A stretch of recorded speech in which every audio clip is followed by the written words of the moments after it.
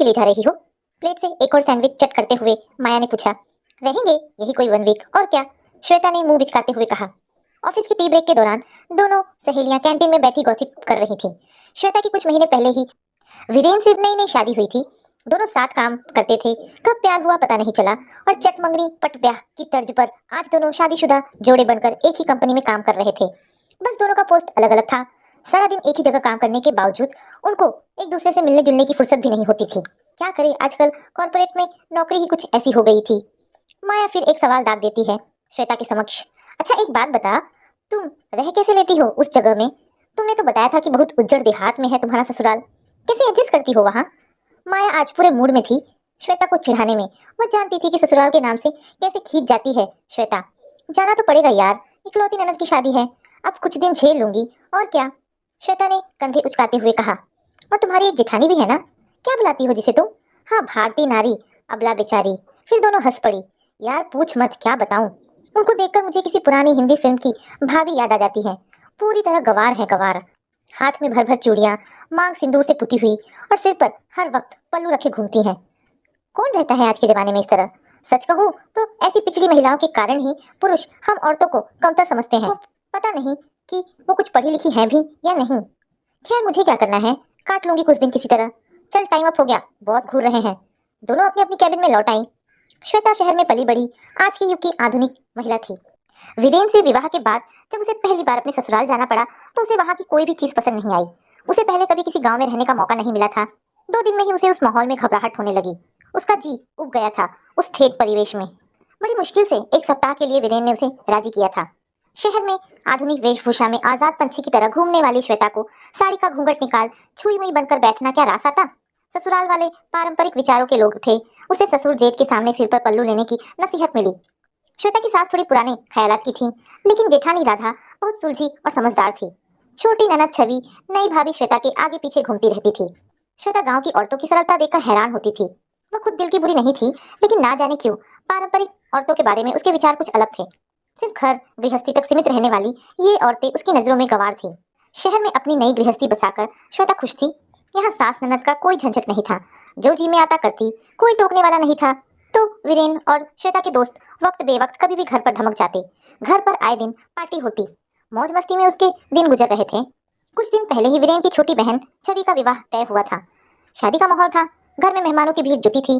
गर्मियों का मौसम, उस पर बिजली का कोई ठिकाना नहीं होता था। हाथ पंखे से हवा करते श्वेता का दम निकाला जा रहा था।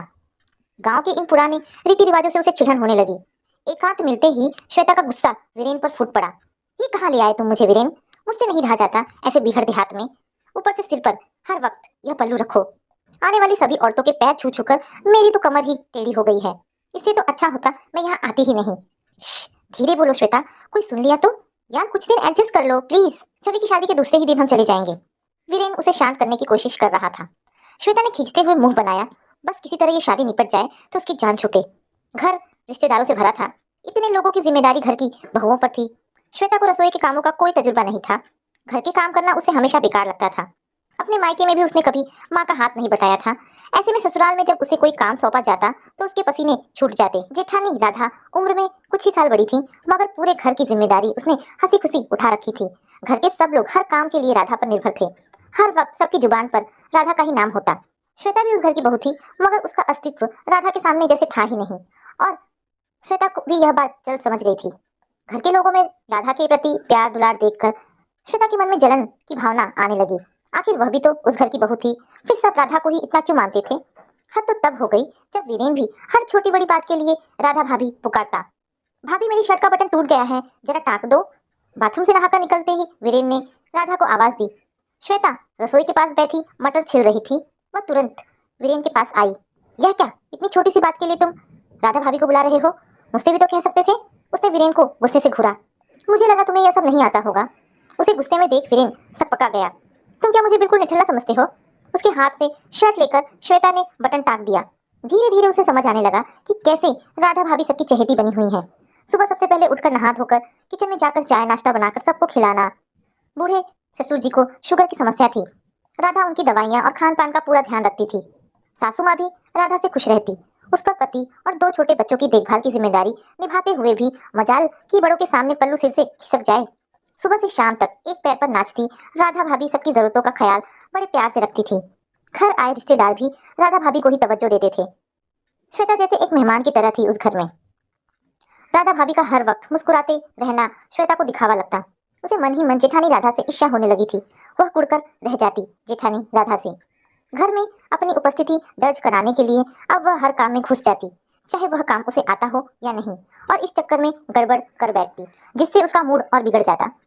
ठीक है, मुझे क्या, ये चूल्हा चौका इन गवार औरतों को ही शोभा देता है। कभी कॉलेज की शक्ल भी नहीं देखी होगी शायद। 2 पैसे कमा के दिखाएं तब पता चले। श्वेता दिल में खुद को ही तसल्ली देती हुई उसे अपनी काबिलियत पर गुमान था। श्वेता के हाथ से अचार की बरनी गिर के टूट गई थी। किचन की तरफ आती राधा भाभी फिसल कर गिर पड़ी और उनके पैर में मोच आ गई। घर वाले दौड़े चले आए। राधा को चारपाई पर लिटा दिया गया। सब उनकी तीमारदारी में जुट गए। उन्हें आराम करने की सलाह दी गई, मगर उनके बैठ जाने से सारे काम बेतरतीब होने लगे। बड़ी बुआ ने श्वेता को रसोई के काम में लगा दिया। श्वेता इस मामले में कोरा घड़ा थी। खाने में एक ना एक कमी रह जाती। सब नुक्स निकाल कर खाते और श्वेता पर घड़ों पानी पड़ जाता। वह समझ चुकी थी कि यहाँ वह एक बहू है, किसी मल्टीनेशनल कंपनी की टीम लीडर नहीं। उससे उम्मीद बस इतनी सी थी कि एक सुघड़ गृहिणी की तरह वह घर के काम संभाले। राधा श्वेता की स्थिति समझती थी। वह उसे हर काम का तरीका समझाने की पूरी कोशिश करती, पर अभ्यास ना होने से उन्हें करने में श्वेता घंटों लगा देती। बड़ी बुआ ने मीठे में फिरनी खाने की फरमाइश की तो श्वेता को फिरनी पकाने का हुक्म मिला। उसके पास इतना धैर्य कहाँ था कि खड़े खड़े करछुल घुमाती। तेज आंच में पकती फिरनी पूरी तरह जल गई। अरे, कुछ आता भी है क्या तुम्हें? पहले कभी घर का काम नहीं किया क्या? सारे रिश्तेदारों के सामने बड़ी बुआ ने श्वेता को आड़े हाथों लिया। गुस्से से श्वेता का मुंह लाल हो गया, लेकिन ससुराल में वह किसी को कुछ कह नहीं पाई। उसे सच में नहीं आता था, तो इसमें उसका क्या दोष था? बुआ जी, श्वेता ने ये सब कभी किया नहीं है पहले। वैसे भी वह जॉब करती है, समय ही कहाँ मिलता है ये सब सीखने का उसे। आपके लिए फिरनी मैं फिर कभी बना दूंगी। राधा ने श्वेता का रुआंसा चेहरा देखा तो उनका मन पसीज गया। ननद छवि की शादी धूमधाम से निपट गई। रिश्तेदार भी एक एक करके चले गए। अब सिर्फ घर के लोग रह गए थे। राधा के मधुर व्यवहार के कारण श्वेता उससे घुल मिल गई थी। 2 दिन बाद उन्हें वापस लौटना था।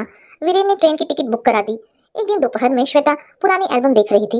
एक फोटो में राधा सिर पर काली टोपी लगाए काला चोगा पहने हुए थी। फोटो शायद कॉलेज के दीक्षांत समारोह का था। उस फोटो को देखकर श्वेता ने वीरेन से पूछा, ये राधा भाभी है ना? हाँ, फोटो उनके कॉलेज की है। भैया के लिए जब उनका रिश्ता आया था तो यही फोटो भेजा था उनके घर वालों ने। कितनी पढ़ी लिखी हैं राधा भाभी? श्वेता हैरान थी। राधा भाभी डबल MA है। वे नौकरी करती थी। उन्होंने PhD भी की हुई है। विवाह के कुछ समय बाद माँ बहुत बीमार पड़ गई थी। बेचारी भाभी ने कोई कसर नहीं रखी उनकी सेवा में, अपनी जॉब तक छोड़ दी। अगर आज माँ ठीक है तो सिर्फ राधा भाभी की वजह से। तुम जानती नहीं श्वेता, भाभी ने इस घर के लिए बहुत कुछ किया है। वे चाहती तो आराम से अपनी जॉब कर सकती थी, मगर उन्होंने हमेशा अपने परिवार को प्राथमिकता दी। श्वेता जिस राधा भाभी को अनपढ़ गवार समझती रही, वे इतनी काबिल होंगी इसका तो उसे अंदाजा भी नहीं था। पूरे घर की धुरी बनकर परिवार संभाले हुए राधा भाभी ने अपनी शिक्षा का अभिमान दिखाकर कभी घर गृहस्थी के कामों को छोटा नहीं समझा था। श्वेता को अपनी सोच पर एक ग्लानि का अनुभव होने लगा। उसने आधुनिक कपड़ों और रहन सहन को ही शिक्षा का पैमाना माना था। अरे भाई, कहाँ हो तुम लोग? चारू के स्कूल के प्रोग्राम में चलना नहीं है क्या? कहते हुए राधा भाभी श्वेता के कमरे में आई। हाँ भाभी, बस अभी 2 मिनट में तैयार होते हैं, श्वेता और वीरेन हड़बड़ाते हुए बोले। चारू को अपनी क्लास के बेस्ट स्टूडेंट का अवार्ड मिला है। हर सब्जेक्ट में वो प्रथम आई है। उसे प्राइज देने के बाद प्रिंसिपल ने जब माँ बाप को स्टेज पर 2 शब्द कहने के लिए आमंत्रित किया तो सकुचाते हुए बड़े भैया बोले, राधा तुम जाओ, मुझे समझ नहीं आता कि क्या बोलना है। बड़े आत्मविश्वास के साथ माइक पकड़े राधा भाभी ने अंग्रेजी में अभिभावक की जिम्मेदारियों पर जब शानदार स्पीच दी तो हॉल तालियों की गड़गड़ाहट से गूंज उठा। घर लौटने के बाद वीरेन से श्वेता ने कहा, सुनो, कुछ दिन और रुक जाते हैं यहाँ। लेकिन तुम्हारा तो मन नहीं लग रहा था, इसलिए तो इतनी जल्दी वापस जा रहे हैं। वीरेन हैरान होकर बोला, नहीं, अब मुझे यहाँ अच्छा लग रहा है और मुझे राधा भाभी से बहुत कुछ सीखना है। श्वेता उसके कंधे पर सिर टिकाते हुए बोली, ओह तो ये बात है, फिर तो ठीक है। कुछ सीख जाओगी तो कम से कम जला हुआ खाना तो नहीं खाना पड़ेगा। वीरेन ने उसे छेड़ा और फिर दोनों